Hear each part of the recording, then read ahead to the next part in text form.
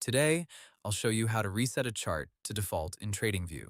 Before we begin, there's one important thing to understand. In TradingView, resetting can mean a few different things. You can reset the chart view, remove drawings and indicators, or even reset the desktop app itself back to defaults. TradingView's Help Center separates these options rather than putting everything under one single reset button.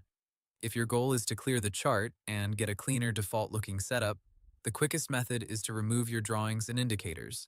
TradingView says you can click the left panel button to open the drop-down menu, then choose Remove Drawings and Indicators.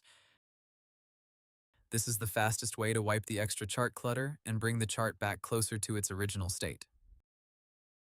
Now, if your issue is more about the way the chart looks or behaves, like zoom, scaling, or display setup, you may need to reset the chart layout or chart settings instead of only removing objects. TradingView's support materials also point to layout-based controls when changing what chart loads and how your chart environment is saved. That means if a chart still doesn't feel default after removing drawings and indicators, the layout itself may be carrying saved custom settings.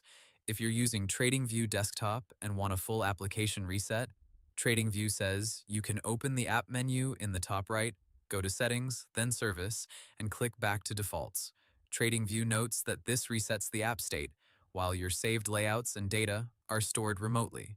So this is the stronger option when the whole desktop app feels off, not just one chart. So, in simple terms, the easiest way to reset a chart to default is to remove all drawings and indicators first.